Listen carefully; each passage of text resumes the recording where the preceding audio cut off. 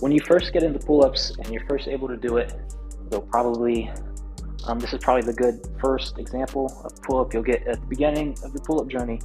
Your body is pretty straight, and you just pull up as high as you can until, your chest or your waist or whatever. You just keep pulling up higher is the thing.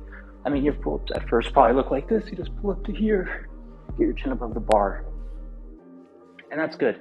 That's good and all.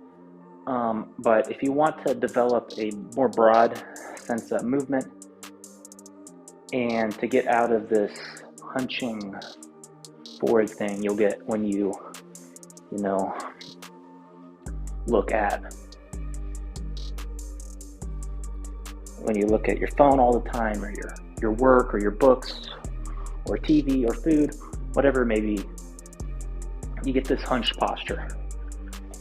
And the antidote to hunch posture is a arched back, and you can do more advanced things like doing bridges to help reverse that kind of motion and build a more dynamic spine and more motion than just this crunching it. Build up mobility in the spine so you get different variety of movements, different movement patterns, different movement diets. So, you get your straight line pull-ups, which you just pull up very high.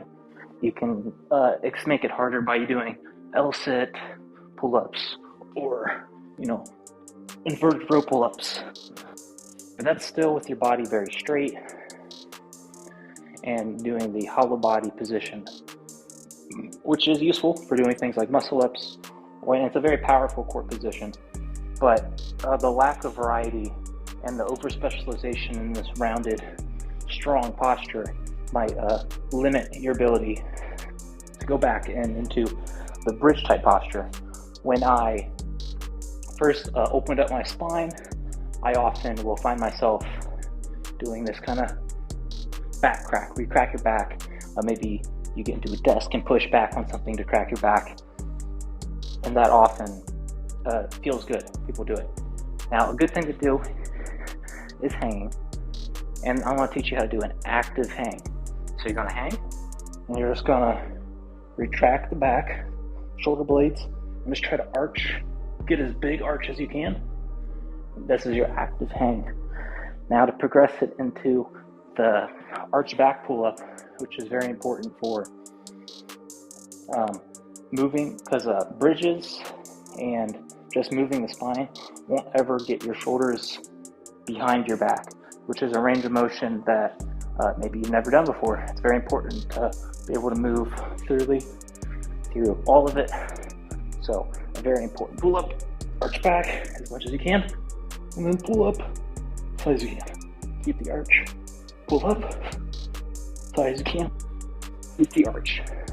Now that also progresses the load on a lot of those pulling muscles in a different way than working more explosively by pulling up higher or pulling with weights. Makes you have to pull explosively.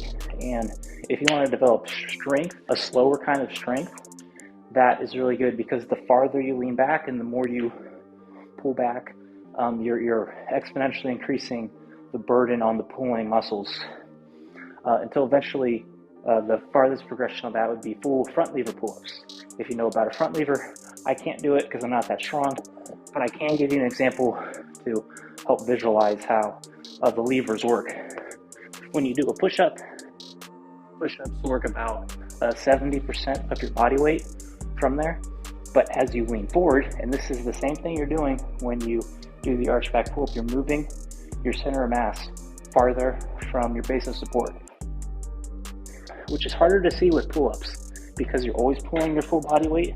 But when you do push-ups and you lean forward, this is like 90% of your body weight until eventually you pick up your entire body weight by moving the levers and working with leverage.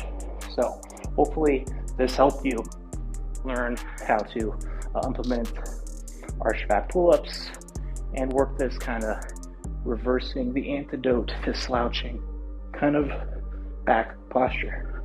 So thanks for watching. Please like, comment, and subscribe.